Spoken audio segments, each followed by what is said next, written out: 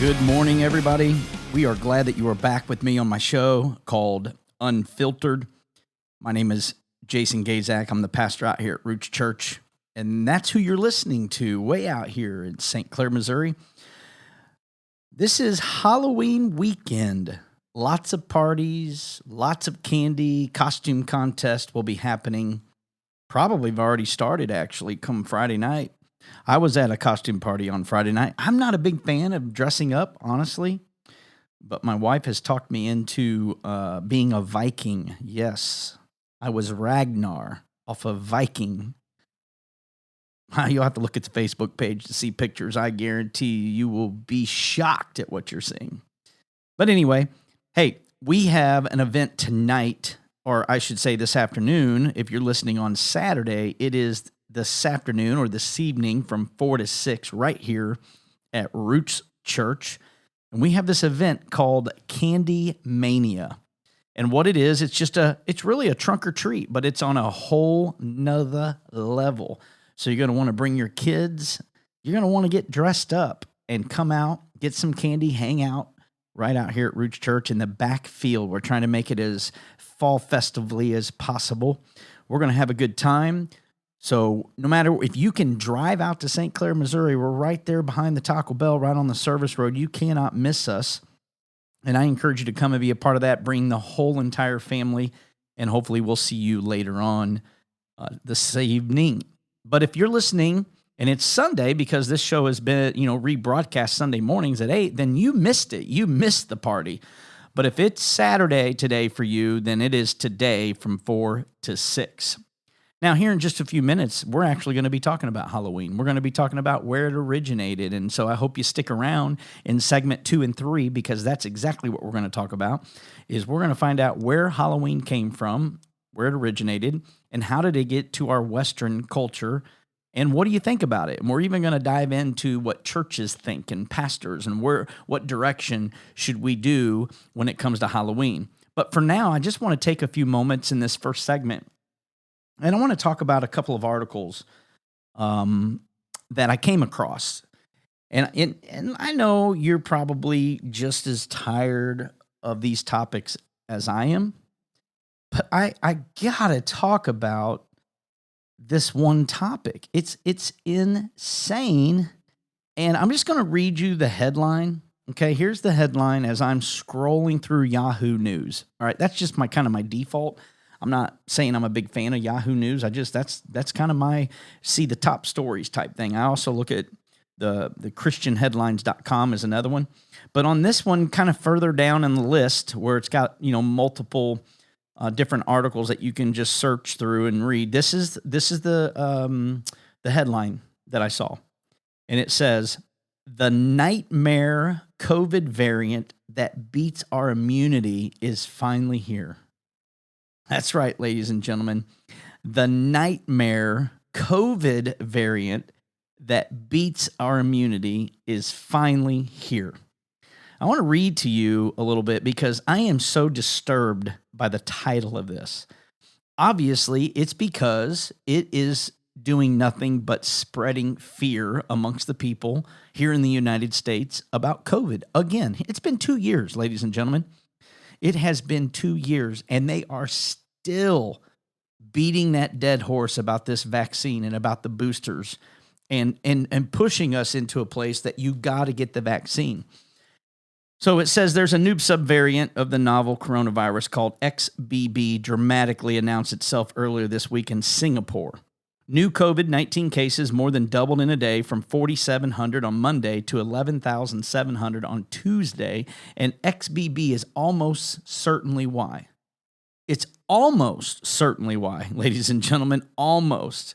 It's also appeared in Hong Kong, a highly mutated descendant of the Omicron variant of the SARS-CoV-2 virus that drove a record wave of infection starting around, well, it's been 2 years now, is the XBB is in many ways the worst form of the virus so far. Again, fear. It's the worst form, and it beats our immunity system. That's what they're telling us. Then it says it is likely the most immune evasive and poses problems for current antibody-based treatments and prevention strategy. And that's some public expert from this Johns Hopkins Center for Health. That's what they told the Daily Beast. That's where I got this article, is off the Daily Beast. It says that's bad news. The good news is, though, the new vaccine booster, bivalent, I don't know if that's how you actually say it. I don't even care, honestly, but it's a booster from Pfizer and Moderna, says it seems to work just fine, though, against XBB.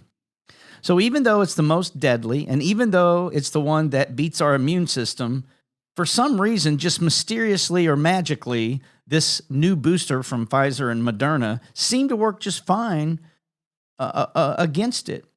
Now, it does say that it won't prevent all infections or reinfections, but they should significantly, it doesn't say they will, they say it should reduce, it won't, I should say. Or let's see, let me go back.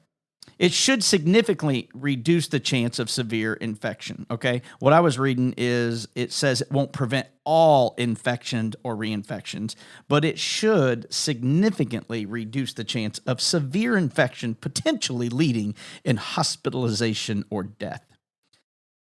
Blah, blah, blah, blah, blah. I am so sick and tired of hearing about these vaccines. I'm sick and tired of hearing about the boosters. I am so sick and tired of having fear-driven narratives for people to be afraid to run out and get this vaccine so the big pharma can keep getting rich. Because that's what it's about, ladies and gentlemen.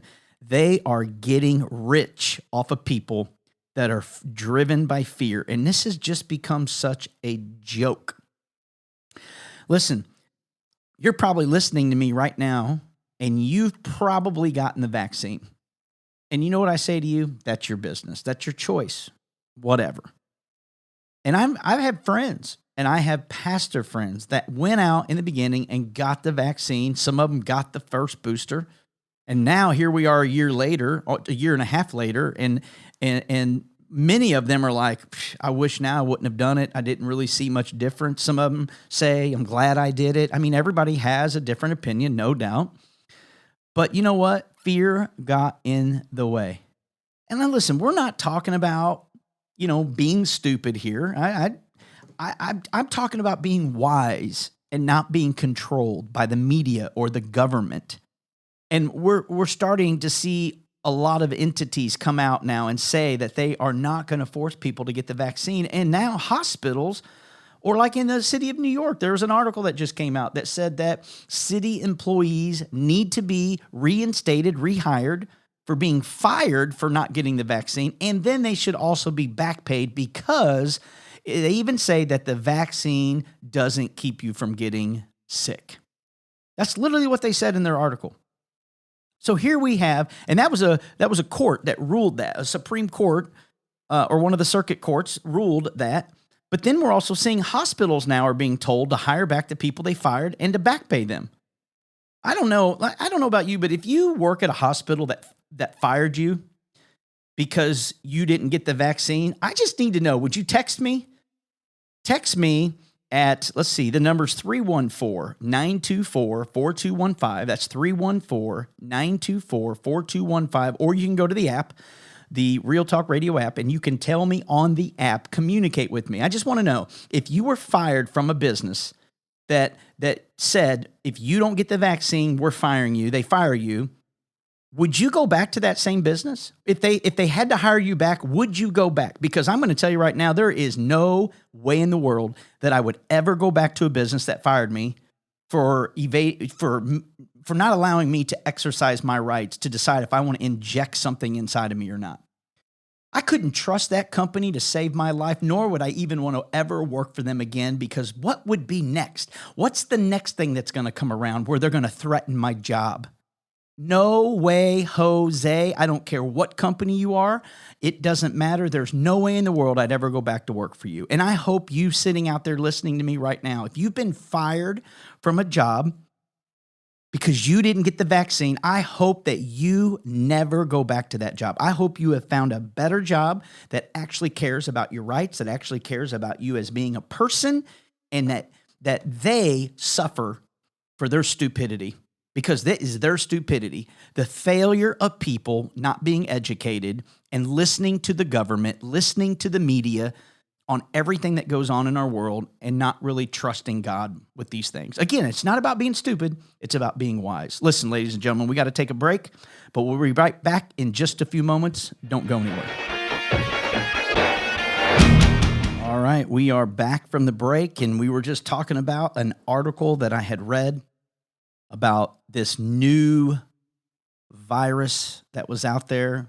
And I just want to kind of wrap that up by saying, listen, I'm not saying you're stupid for getting the vaccine, but what I am saying is that people are stupid for believing this bullcrap that's out there, and the media keeps pushing COVID. I get why you're doing it. I understand it. But for the love of Jesus, when will you people not see that this is all about money, fear, and power? I had to take a break and I couldn't get that in, and I needed to tell you that. This is about money, fear, and power, because the next thing that comes around, they're going to try to do the very same thing. And what are you going to do? You're going to break. You're going to bend unless you start trusting. All right, let's switch gears here. I'm so sick and tired of talking about Corona. Makes me want to have a Corona. Anyway, let's talk about, this is usually when I do this day in history. But what I'm going to do today is I want to talk about Halloween. I want to talk about where Halloween originated. How many of you can remember this song? Oh, yeah. This brings back memories in my childhood. I was working in the lab late one night. The crickets weren't supposed to be playing. I hit the wrong button. Yeah, a little monster match, a little Halloween. Well, we got to learn where Halloween came from, and we got to, I like to be educated, ladies and gentlemen, on why. Why do we celebrate Halloween, and why do we feel like it is such a bad thing? So it wasn't necessarily on this day in history, but we are going to talk about history.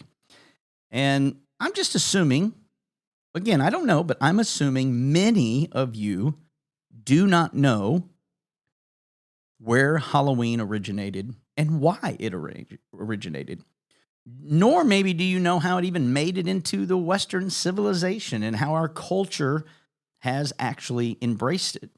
You just may not know. So what I want to do is I want to just kind of read to you a little bit that I thought was, it's pretty interesting actually to find out where Halloween came from. It is a celebrated holiday, obviously, each year on October the 31st, which is Monday of this year. And the tradition actually originated with an ancient Celtic festival. And here, I'm not quite sure. Samhain is how you pronounce it. Samhain. You could hear me hit the computer back here trying to figure out how to pronounce this word, because my goodness, some of these words you can't hardly get. But it was when they lit these bonfires and they wore costumes to ward off ghosts. It was in the 8th century when Pope Gregory III designated November 1st as a time to honor All Saints, which is, called All Saints Day. And so there was this tradition back in the Celtic time frame. And really what it did is it was, this was over 2,000 years ago. These are people that came out of now what we know as Ireland or the United Kingdom or northern France. I'm kind of big into this right now because I'm watching Viking, and they were called the Northmen. It's kind of, and they're not the same, but they're very similar, obviously. The Northmen came after the Celtics, from what I understand. But this day of October 31st marks the end of summer, right? It's the fall where it's the harvest and the beginning of a dark, cold winter, a time of year that was often associated with human death. And the Celtics, what they did is they believed that on the night before the new year, the boundary between the worlds of the living and the dead became blurred. And so on the night of the 31st, they celebrated Samhain, when it was believed that the ghost of the dead returned to earth. Yeah. So that's kind of where it originated, was actually in the Celtic time frame.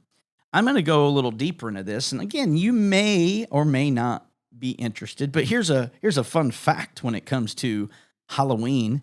1/4 of all the candy sold annually in the U.S. is purchased for Halloween. That's crazy to me. 25% of all the candy sold annually in the U.S. is purchased for actually Halloween. All right, so it started with the Celtics, and then by 43 AD, the Roman Empire had conquered the majority of the Celtic territory. And so over the course of 400 years, they ruled the Celtic lands. They had 2 festivals of Roman origin, and they were combined with the traditional Celtic celebration. And so therefore, the Romans in late October traditionally commemorated, if I could speak, the passing of the dead. And they went on, and then, of course, a little bit later, on May 13th of 609 AD, a Pope the Fourth, they actually, took on this same mentality. But then, by the 9th century, the influence of the Christian community had spread into the Celtic lands, were gradually blended with the supplanted older Celtic rites or rituals. And so by 1000 AD, the church made November 2nd All Souls Day to honor the dead. And it goes on and on and on. And I mean, we're working our way, and then it finally comes to America. And so this happened in New England, actually. It was actually more limited in New England because of the rigid Protestant belief church up there. So it was more common in Maryland, in the southern parts of the colonies, and that's where it came over. And all these European ethnic groups and the American Indians, they meshed, and they distinctively brought an American version of Halloween, and it began to emerge. And the first celebrations included play parties, which were actually public events to hold and to celebrate the harvest. And neighbors would share stories of the dead. They'll tell each other's fortunes. They would dance and sing. And it was supposed to be a festive time. Another fun fact here with Halloween is more people today buy costumes for their pets than ever before. Over $500 million spent on costumes for your pets. Now listen, they're called pets for a reason. They're not your kids. I know you think they're your kids, but they're not your kids. They're animals. Animals, they're dogs, cats, whatever they are, ferrets. I don't know what you dress up, but come on. We're spending $500 million on a costume for a pet? Ugh. This world's gone mad. It's gone crazy. I don't even know what to tell you. But hey, that's why we live in America, because you can do what you want to do. It's your prerogative.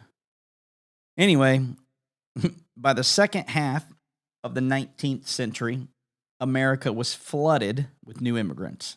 And these new immigrants, especially the millions of the Irish fleeing the Irish potato famine, helped to popularize the celebration of Halloween nationally. And that's where we, get our tradition of trick-or-treating.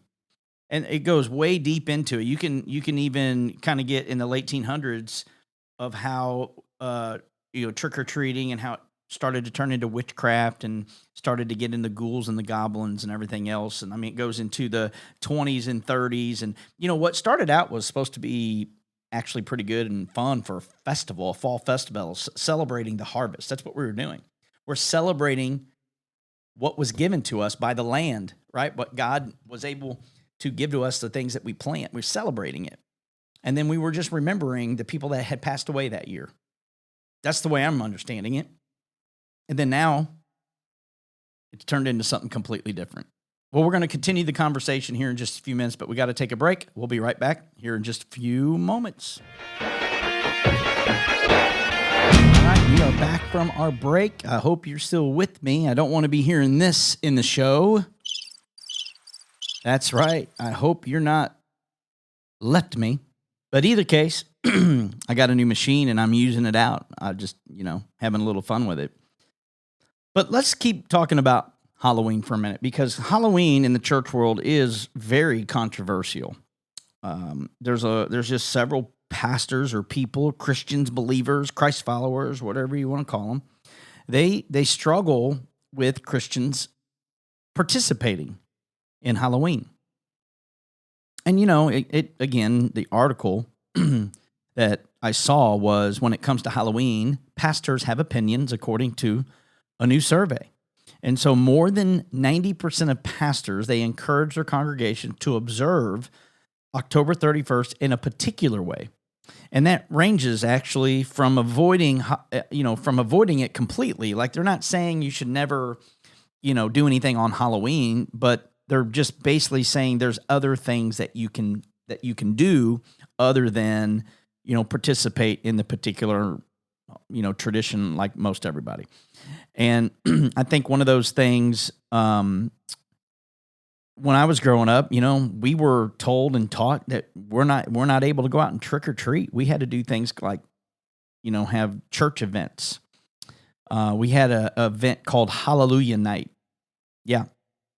We didn't get to go trick or treating, but we went to a church and we did an event and we dressed up in good things, nothing scary or evil. It was good things. It could have been a superhero. It could be, you could dress up like a box. You could dress up like a dice.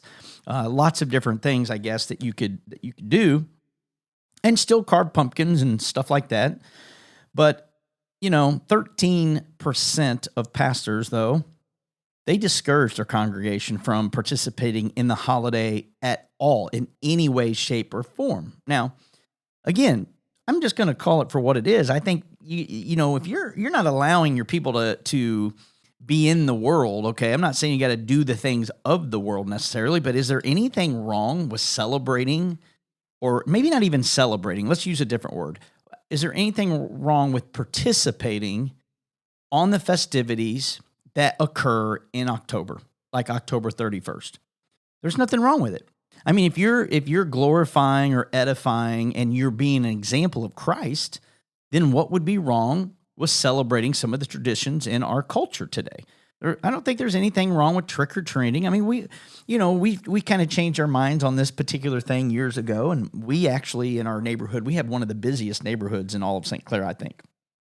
And we would have thousands of people come through, thousands of kids, I should say, come through our subdivision.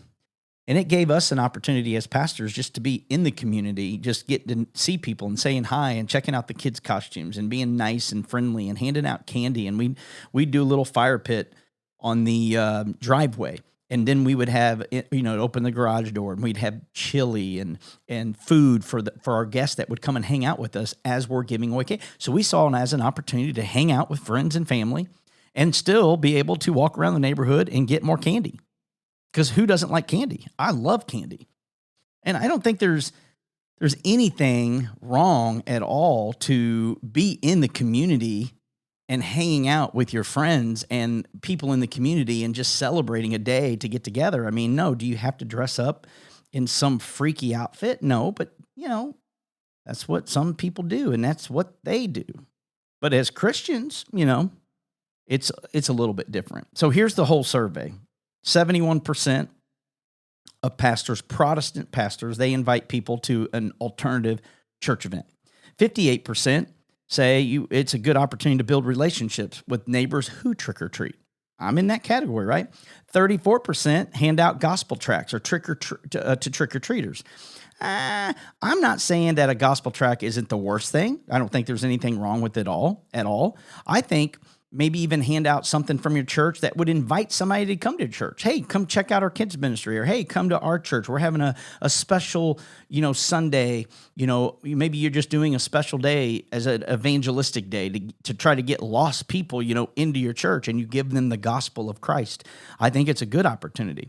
13% of pastors say you got to avoid Halloween altogether. And then, of course, 8% said none of them. I guess they just don't care. I don't know. But either way, I don't think there's anything wrong with it personally. I guess more pastors today are okay with it. They're okay with people getting around their neighbors and whatnot. It says here that some, mostly Baptists, 58%, they tell their congregants that they should hand out gospel tracts. Why do we have to call people out? Why do we have to say mostly Baptist? I mean, is it really that important that it's the Baptists that do that? Or I don't understand. I don't understand. I hate segregating denominations. I know we have different denominations. I get it, and I understand why. But that doesn't mean I have to agree with it. I mean, it's like that number. It says that number has had the biggest jump from 26 to 34% of all Protestant pastors. I don't even know what they're talking about. Anyway, Lifeway Publishing is the one that did the research and of the Southern Baptist Convention, and it surveyed 1,000 Protestant pastors. Is how they got this survey. So let's find out. Let's just find out what does the Bible say about Halloween? What does the Bible actually say about this pagan holiday? Because that's what it is. It is a pagan holiday.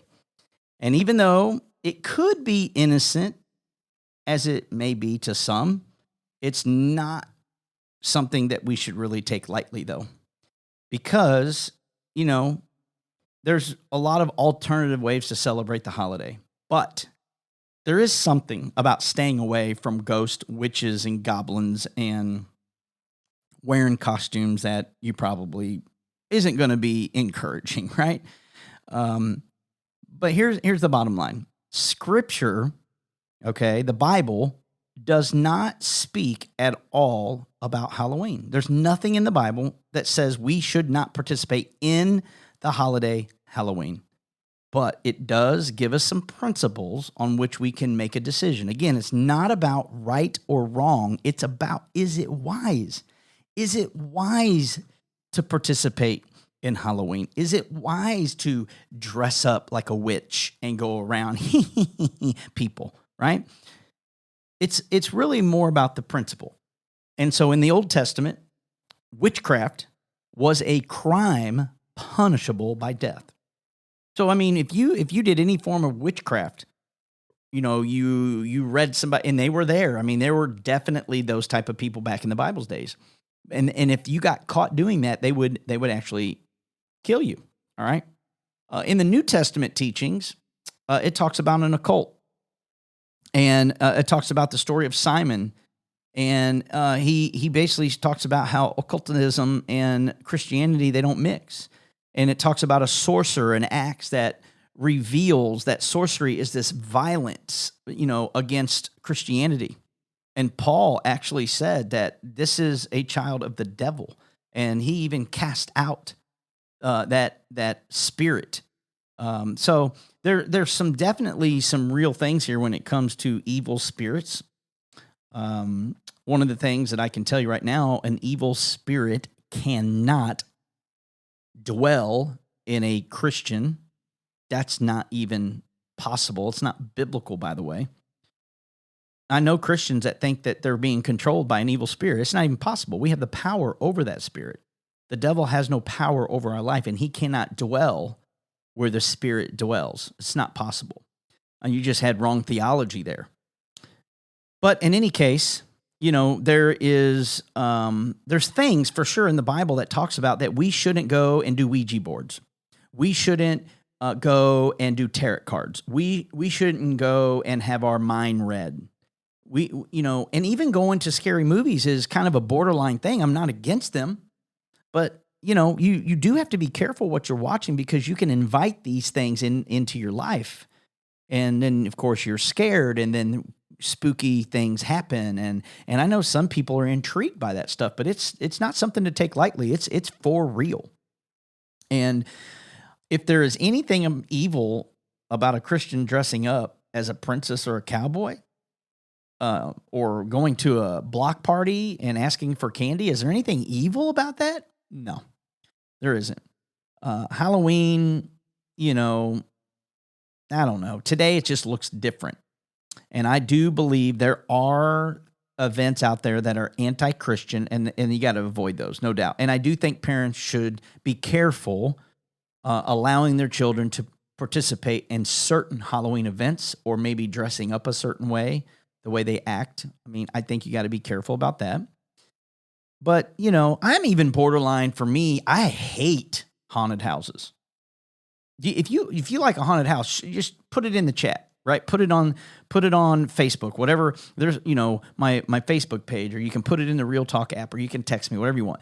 I hate haunted houses. They scare the bejeebies out of me. I don't even want to be in a haunted house. I've been to them. I don't like them at all. I don't like the way it makes me feel. I don't like going in dark places. I don't like not knowing where I'm going. I don't know. I don't like not knowing who's behind the mask. I mean, it could really be a mask murder. If you've heard of haunted houses having somebody dress up in the costume and they start killing people. I mean, that's just craziness to me. That's not wise. Again, if you go, that's your business. I just don't like going, and I have been. I have gone before. I don't like it. Plus, they're expensive. My goodness, they're expensive. It costs you $40 to go through one of those things. So anyway, churches, what they do is they have alternate things that you can do. That's what we're doing this week, right? Tonight, if you're listening to us on Saturday, tonight from 4 to 6, we have Candy Mania. It's a trunk or treat. Kids can dress up. They can come out. They can get free candy. They can get around a good environment, a good family environment, and still get lots of candy. We're going to have 50 trunks, 50 cars or trucks or trunks or booths, whatever you want to call them. They're going to be decorated, and your kids can come. There's going to be lots and lots and lots of candies, and I mean, it's going to be packed out, so you're going to want to get here early. You're going to want to be a part of this. It's going to be a lot of fun. But they also have fall festivals. A lot of churches have fall festivals. They have, just lots of different, they call it harvest festivals, I guess, is one of the things that they call it. But, at the end of the day, ladies and gentlemen, the decision is yours to make. You should never let a denomination or a church dictate something that is not super clear. It's really, hey, is it best for you and your family to do this? And what do they look like? And how are they acting? And that's really what it boils down to for me. I'm not against it. Again, it's not a big deal to me. I don't have to do, I'm not, I hate dressing up. Oh, I don't know. It's embarrassing to dress up. I feel like it's embarrassing unless I'm so covered up that you don't even know who I am. Well, then, that's different. But Halloween is Halloween, and it's right around the corner. My favorite time of this year, like I've said over and over and over, is the bonfires. It's the roasted marshmallows. It's the fall decor. It's the smell of the leaves. It's all of that entails the fall for me. And it does remind me of a dreary, cold, dark winter that we're getting ready to go into. And I'm not a fan of winter. That's just the way it is. So anyway, we got one segment left that we're going to talk about some fun stuff. So I hope you come back. Don't go anywhere. We'll be back here in just a few minutes. Again, you're listening to Unfiltered Radio Show with Jason Gaszak. We are back for the last segment of this Halloween weekend. I hope you guys have enjoyed listening all about Halloween and how we celebrate it, how we should celebrate it, where it came from, what it's about, because I like being educated on these topics. It's kind of cool I'm not a big history buff, but I do enjoy learning about history these days. I think I like more, learning history in a way that educates me of understanding why we go through what we do or where something came from. I think in school I just didn't like it because I was trying to pass and I didn't really have any purpose. But now there's purpose in why I want to know about history. And so it looks a little bit different for me. Well, anyway, here's an interesting fact. As I'm just scrolling the internet, how many of you like just scroll the internet?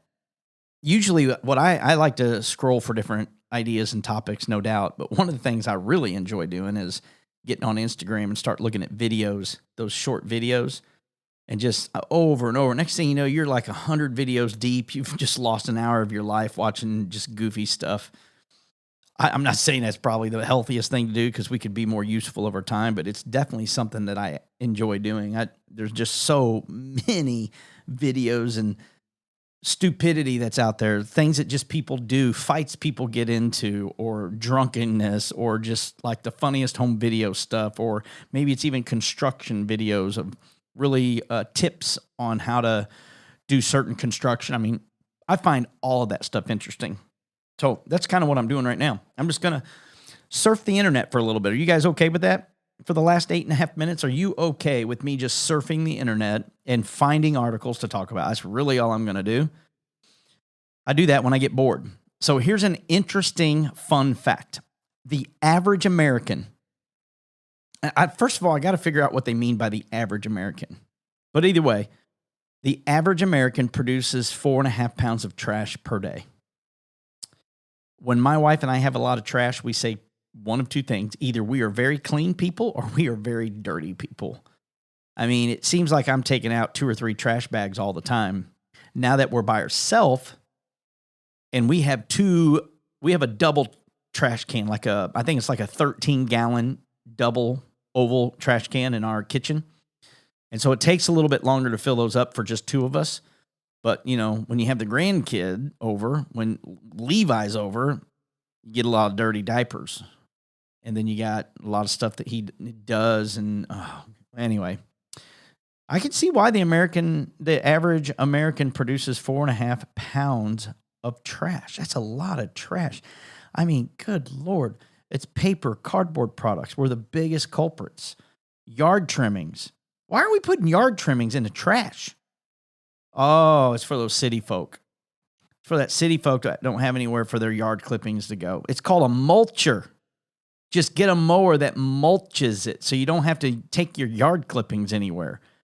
I got tons of pine needles and leaves in my yard. You know what I do? I just blow them with the big blower right down by the river, and then I light them on fire. That's the best part about living out of the city is you can do things like that. So one man set a world record by putting on 260 T-shirts at once. Does that mean he did it one at a time, or did he put them all on at one time? I don't understand. He reached his goal by wearing 260 T-shirts at one time. I think he had to put them on one by one. And he started out because there ain't no way you can put, excuse me, you can't put 260 T-shirts on top of each other if they're all mediums. It's not possible.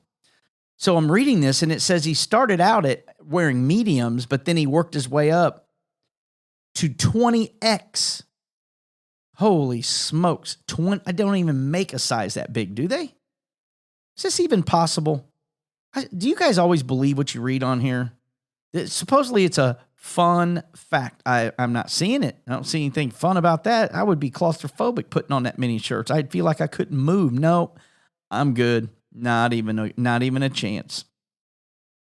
All right. What else do we have on here? Frank Sinatra was offered the star role in Die Hard when he was in his 70s. For real? They were going to have Frank Sinatra instead of Bruce Willis as John McClane? Holy smokes. The information we have on the internet is just too crazy for me. I did find this interesting article. It's not even a fun fact. It's actually an article that I was coming across, and it was Hobby Lobby. The founder of Hobby Lobby says that he is giving away his company because wealth is a curse. Man, I could not disagree with that. Wealth can be a curse. I mean, why do you think people want to have money? So they can have power. It's a curse. People with a lot of money and a lot of power, it's not healthy. I mean, unless we're doing it God's way, and there are people that do have that. But this founder, David Green, he said, listen, he just announced it to Fox News on October the 21st, just a few days ago. And he said that he's giving up his company and that he chose God over wealth. Good for him. Good for David Green. His faith in higher power is the true source of his success, noting that God was the true owner of my business and felt that passing the company down to his children and grandchildren would have been the wrong move. Ooh, I wonder if they're bitter about that. I wish we could interview them. How interesting would it be? I mean, of course, you're getting down to the grandchildren. They're probably, they got to be bitter unless they're, taught different principles, which I'm assuming they will be. But check this out. He said, when I realized that I was just a steward, it was easy for me to give away my ownership. His net worth is $14 billion, according to Forbes. Dang. I want to be able to do that. I want to be able, and he's giving away 100% of the company's voting stock. In a separate interview with Fox and Friends, Green said 100% of the company's voting stock has been moved to a trust. Okay, that's what it was. He moved it to a trust. I wonder what he's doing with it. Where's it going? He's giving it away. That's all I know. Mr. Green, I take some over here. I'll take some of that wealth. Spread it, baby. Don't even judge me. Don't you dare judge me. You know you would take that wealth too.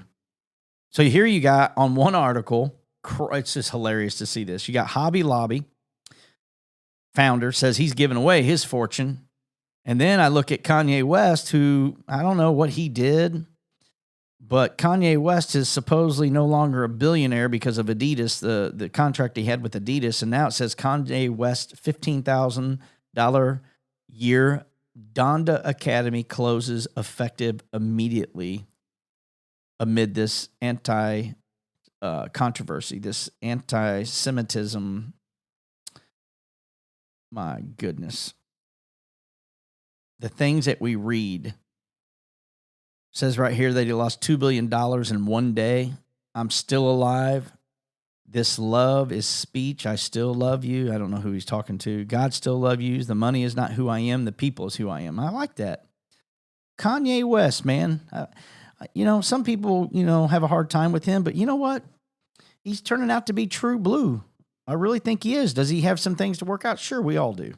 Man, if you came from where he did and you had the kind of fame and money he had, it would not be as easy as we think it would be. Putin outraged by assassination of Iranian general. I'm just reading some of these goofy articles, guys. That's all I'm trying to do. Well, we only have a couple minutes left, so what are you guys doing this weekend? Anything fun and exciting? The weather's changing. It's supposed to rain on sometime tonight. And then it's supposed to, temperatures are cooling down. And this is that time of year, man, where darkness rolls up on us so much faster. Oh, it's good to have winter because things go dormant and it gives time for things. Things got to die in order to grow back better. There's no doubt about that. I'm just glad it's a shorter season. I figured from the month of December to about the middle of February or all of February, about 2 months is when I struggle. Well, that's not 2 months. It'd be 3 months, technically. 3 months is when I struggle the most is with winter because it gets dark so early and it's cold and there's nothing, no leaves on the trees. Everything just looks dead and it's cold and dreary and just, bleh. But behind all that cloud and all that is sunshine for sure. That's the thing I think about all the time, looking at things. Well, hey, before we wrap this thing up, I know next week I'm going to be talking about the election, about the ballot that's happening. There's some amendments. I see a sample ballot, and there's some constitutional amendments that are on there. And I'm gonna bring a guest on, and we're going to talk about these things. And I'm going to have them educate you. So you're going to want to be here next week so you know how to vote for November 8th. They're going to help us be educated on what these things are saying because trust me, ladies and gentlemen, you can't just read the beginning of what it says. There is so much more. It's, like on Amendment 3, it's like a 30-something page document, but yet they're talking about marijuana. There's way more in there than what they're wanting to tell you, and that's how they get you. It's like a bait and switch. So you're going to want to come back next week and listen, and I'm sure you're already listening to it all over Real Talk Radio because they're talking about it everywhere. But I'm glad you were here with me today, ladies and gentlemen. Come back next week. This is Pastor Jason Gaszak with Unfiltered Radio Show.